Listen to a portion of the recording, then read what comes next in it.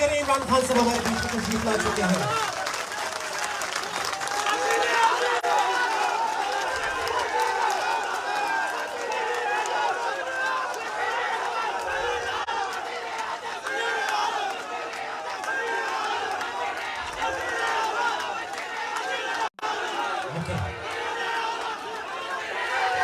जी बिस्मिल्लाह, time बहुत कम रह गया, बैठ जाइए बैठ जाइए बैठ जाइए बैठ जाइए। ओके, अगर आप चाहते हैं कि इमरान खान साहब से खिताब करें तो अपनी अपनी जगहों पर बैठ जाइए, वरना आप ही बात करते रहेंगे। बैठ जाइए सब बैठ जाइए। अल्लाहू अकबर। बिस्मिल्लाहिर्रहमानिर्रहीम। हम आगाज करेंगे। इमरान खान साहब की ये फेवरेट कलाम भी है और उनके दिल के जज्बात भी हैं, और अल्लाह ने जिस तरह हर दौर में अपने बंदों को इज्जत भी दी है, कामयाबी भी दी है, इंशाअल्लाह ताला हमारे कप्तान को भी अल्लाह इज्जत तो दे ही रहे हैं, कामयाबी भी बहुत जल्द मिलेगी।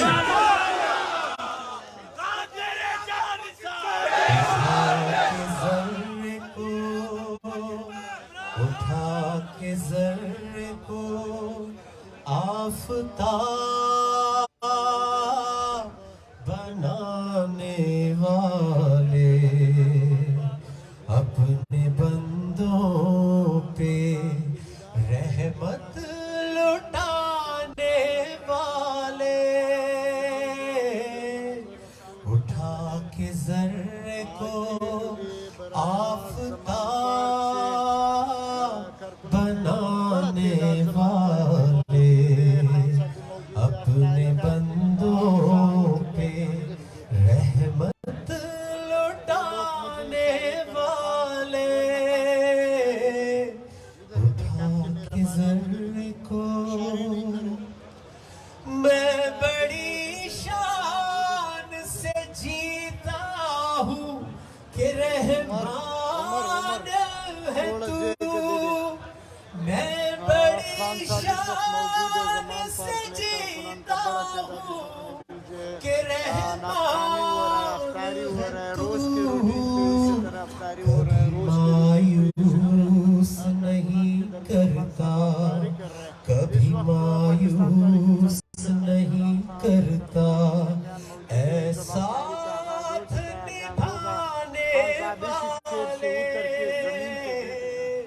कभी मायूस नहीं करता, ऐसा निभाने वाले, उठा के ज़र्रे को। करे कोशिश हजार दुश्मन भी, करे कोशिश हजार दुश्मन भी,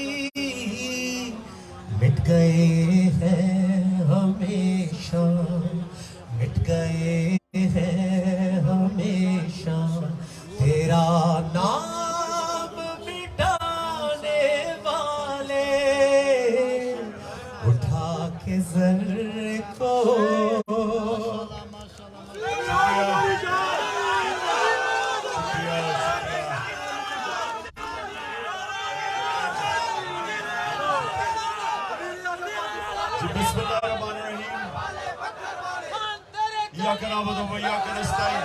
खामोशी नौजवानों, खामोशी। अच्छा जी, सबसे पहले तो मैं अपनी पार्टी के यहाँ डिस्ट्रिक्ट के सदर बैठे हुए हैं, मैं उन सबको आज खुशामदीद कहता हूँ। यहाँ सारे बैठे हुए हैं, पीछे भी है। देखिए, पहले मुझे जल्दी से कि किधर किधर से आज अटेंडेंस है। लाहौर, सियालकोट, गुजरात,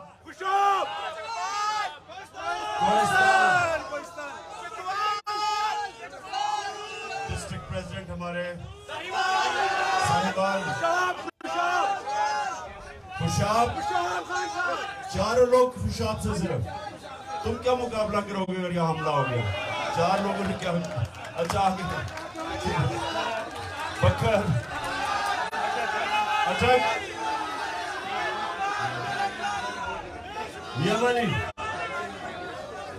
आपके ऊपर खास जिम्मेदारी होगी अगर ये कोई सोशल मीडिया करो सोशल मीडिया। अच्छा जी अच्छा आज बस बस बस बस बस देखिए आप वजीरिस्तान में कैसे बोल सकते हैं।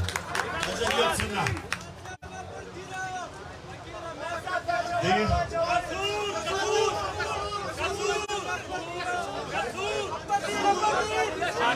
किसूर अच्छा किसूर अच्छा जी सुने शाबाश अब सुने देखिए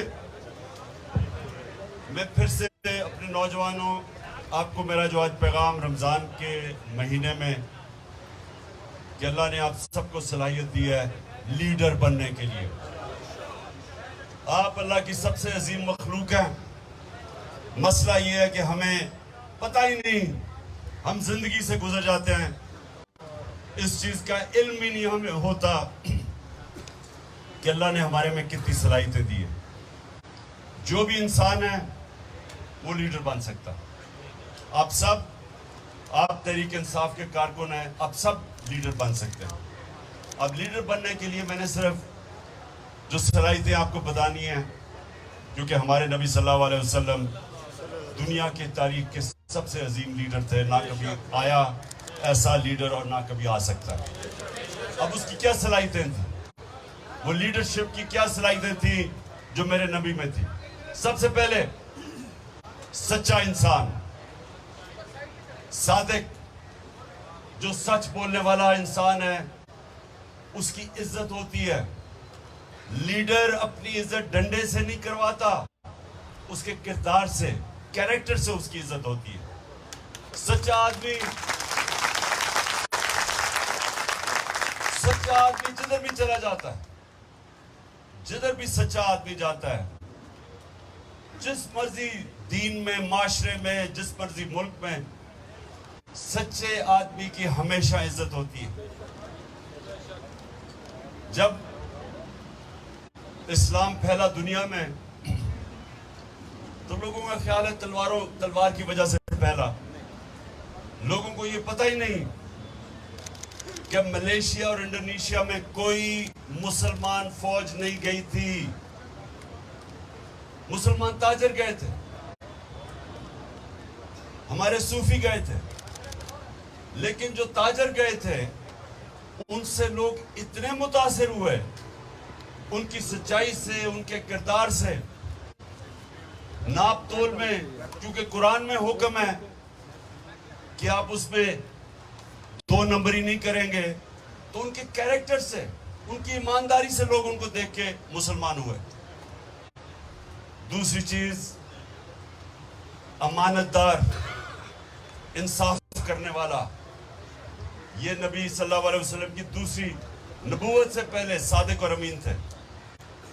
तो जब एक इंसान इंसाफ करता है लोग उसकी इज्जत करते हैं। लोग अपने मसले हल करवाने के लिए उस इंसान के पास जाते हैं।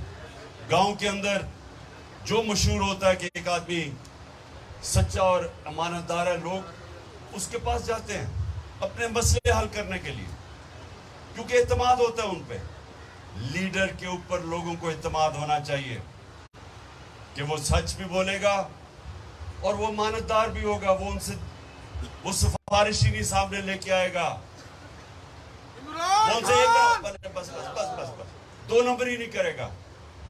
इसलिए ये 2 चीजें जो लीडर के कैरेक्टर की बुनियाद है सादिक और अमीन। तीसरी चीज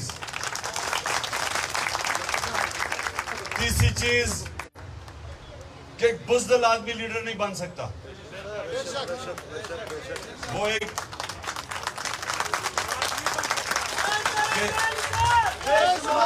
क्योंकि बुज़दिल लीडर का प्रॉब्लम ये होता है जब जरूरत पड़ती है तो वो लंदन भाग जाता है। वो लीडर नहीं बन सकता। और सुनो एक बड़ी अच्छी कहावत है कहते हैं नेपोलियन ने कही थी, वो बहुत बड़ा एक जनरल था। वो कहता है कि 100 शेरों की फौज जिसका सरदार गीदड़ हो, वो हार जाएगी 100 गीदड़ों की फौज जिसका सरदार शेर हो। यानी कि एक मुल्क में जब एक सरबरा डरपोक होता है, बुज़दिल होता है, वो सारे मुल्क को ही नहीं चले जाता है। और एक जनरल जैसे खालिद बिन वलीद, जो दुनिया की तारीख में शायद ही कोई ऐसा जनरल आया हो जो कभी हारा ही नहीं, और हमेशा जब वो मुकाबला होता था तो उनसे ज्यादा नफरी बहुत ज्यादा दुश्मनों की होती थी, लेकिन वो बड़ा अजीम लीडर था। अगली सफ पे लड़ते थे और कभी कोई जंग नहीं हारे, क्योंकि और अल्लाह ने उसको खिताब दिया था सैफुल्लाह, अल्लाह की तलवार। लेकिन सारे जितने भी बड़े लीडर थे, बाबर था जो पहला मुगल बादशाह था, वो भी खुद फ्रंट रो पे लड़ता था, दलेर था। जो भी बड़ा, जिसने भी बड़े काम किए, वो पहले अपने खौफ को काबू पाता है, फिर वो लीडर बनता है।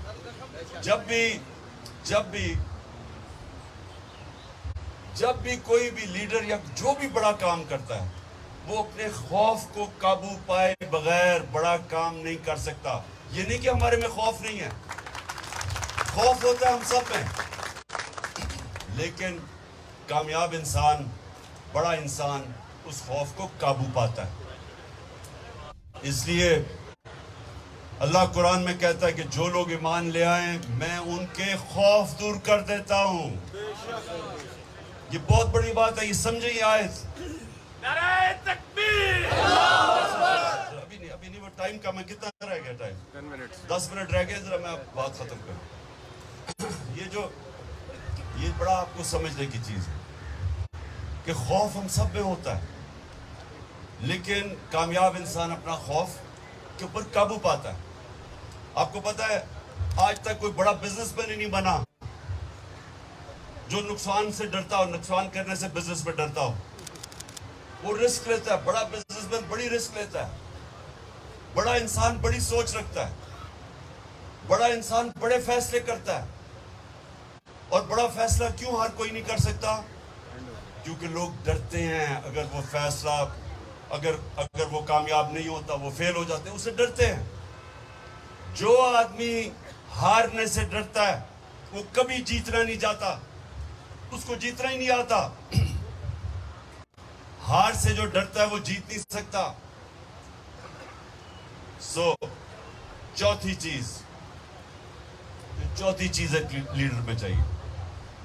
लीडर अपनी मैं को काबू करता है। जो मैं है ना, मैं, जिसको ईगो कहते हैं, जिसको इकबाल एक तरह खुदी भी कहते हैं, जब तक आप अपनी मैं को काबू नहीं पाते, आप बड़ा इंसान नहीं बन सकते।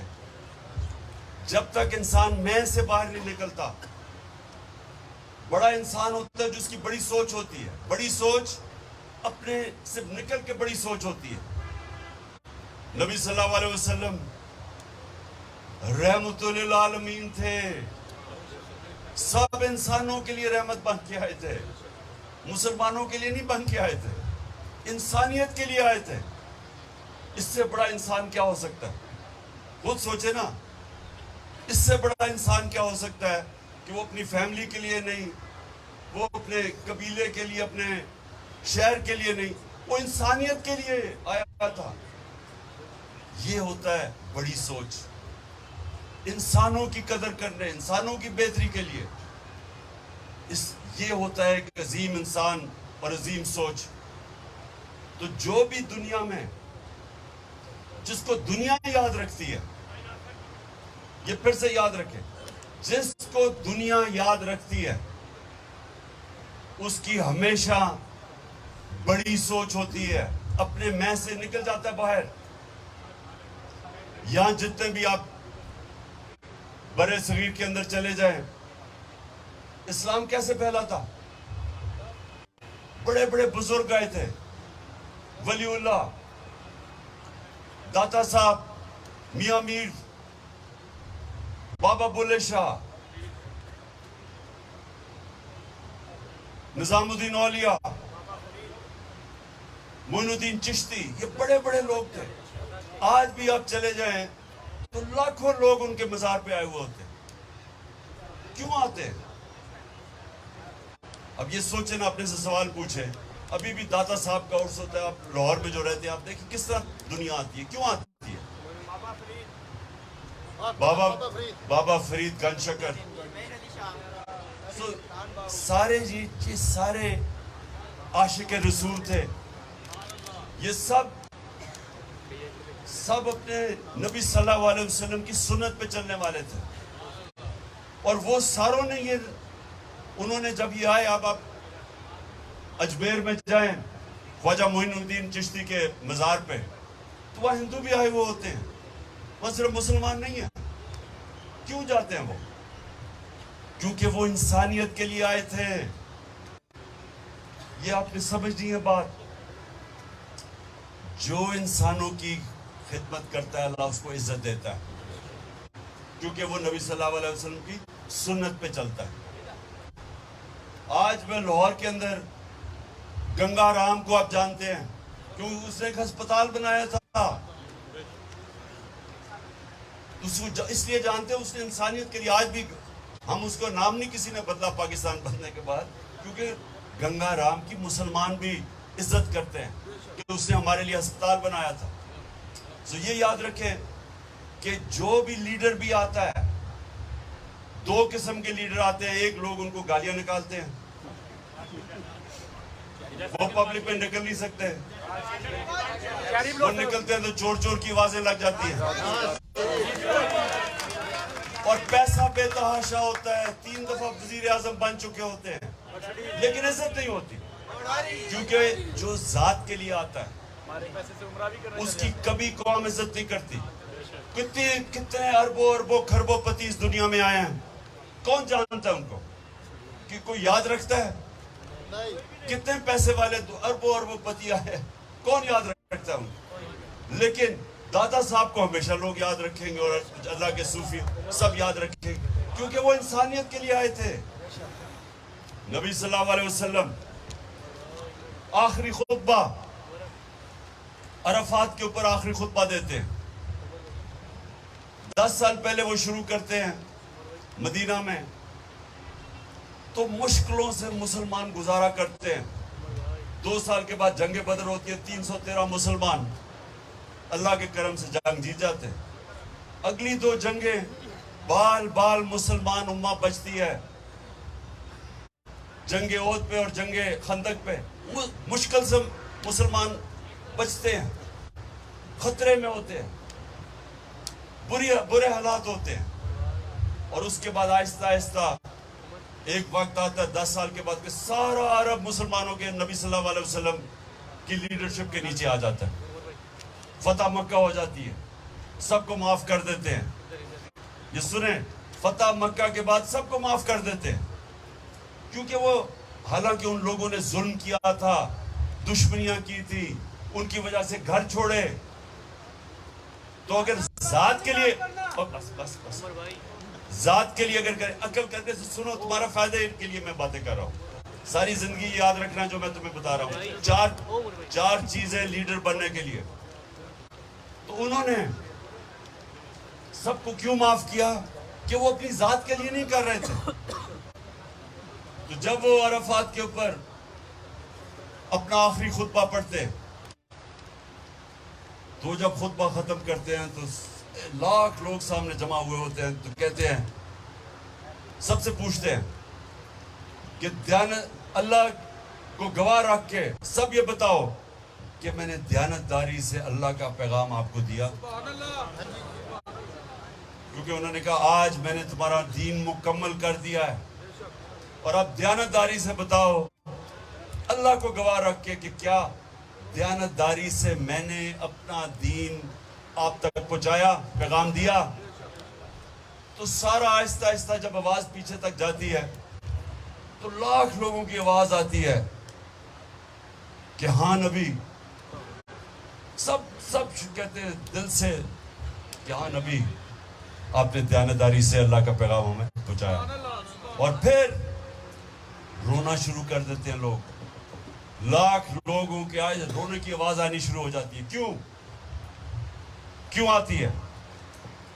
और ये समझने की बात है कि जब एक इंसान अपनी ताकत के अरूज पे होता है, मुश्किल तरीन वक्त गुजार के ऊपर पहुंचता है, तो उसको तो फिर सोचना चाहिए था कि तो मैं मुश्किल वक्त गुजारा हूं, अब तो पैसा भी आ रहा है बैतुल माल में, अब तो सारा अरब मेरे नीचे है, तो अब तो मैं बड़े बड़े महल बनाऊं, सारे महल बनाऊं या लंदन में फ्लैट लूं। लेकिन दुनिया के अजीम लीडर उनको वो उसी मस्जिद नबी में थे, कोई अपनी रिहाइश नहीं बदली, कोई रहन सहन नहीं बदला, वैसे ही रहे, क्योंकि जात के लिए नहीं आए थे वो। और उन्होंने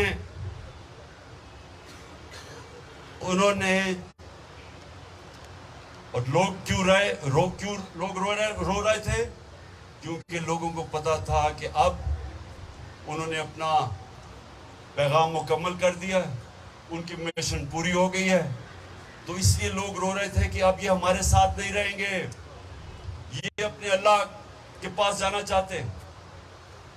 तो इसलिए लोग रो, क्योंकि वो जात के लिए नहीं था। याद रखें, आप जब माशाल्लाह आप जब लीडर बनेंगे सारे, तो आपने एक चीज याद रखनी है, जब आपको पावर और पोजीशन मिलेगी, जिस दिन आपने उसको अपनी जात के लिए इस्तेमाल किया, आप भी उन लोगों की तरह होंगे जिनकी तारीख कभी आपको याद नहीं रखेगी और बुरा भलाई कहेगी आपको। जिस दिन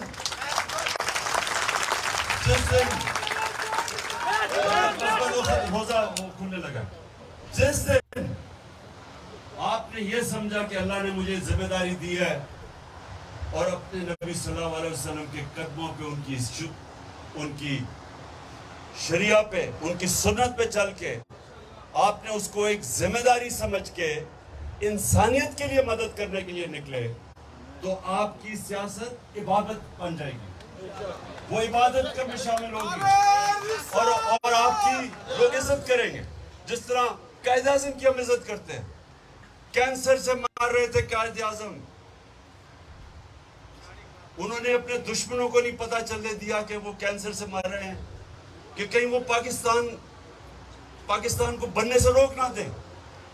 और ये भी पता था कि मैं जब पाकिस्तान बनेगा मैं जिंदा ज्यादा देर नहीं रहूंगा। उसके बावजूद जिस मेहनत से, जिस कुर्बानी से उन्होंने पाकिस्तान के लिए जद्दोजहद की, वो अपने लिए नहीं हमारे लिए कर रहे थे। नहीं तो आज हमारा वही हाल होना था जो हिंदुस्तान में मुसलमानों का हो रहा है। जिस तरह वो बेचारे मुसलमान रह रहे हैं, हमारा भी वही हाल होना था।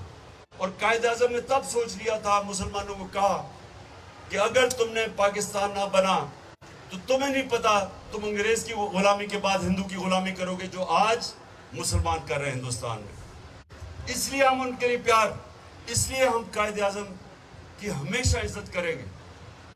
और इसीलिए नेल्सन मंडेला की साउथ अफ्रीका में हमेशा इज्जत होगी, क्योंकि वो उसने 27 साल जेल गुजार के सबको माफ कर दिया, क्योंकि उसका भी मकसद अपनी जात से बड़ा था।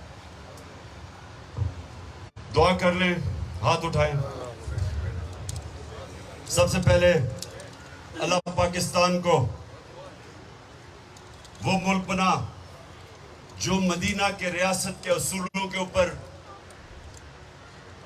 मदीना के असूलों के ऊपर खड़ा हो और एक अजीम कौम बने।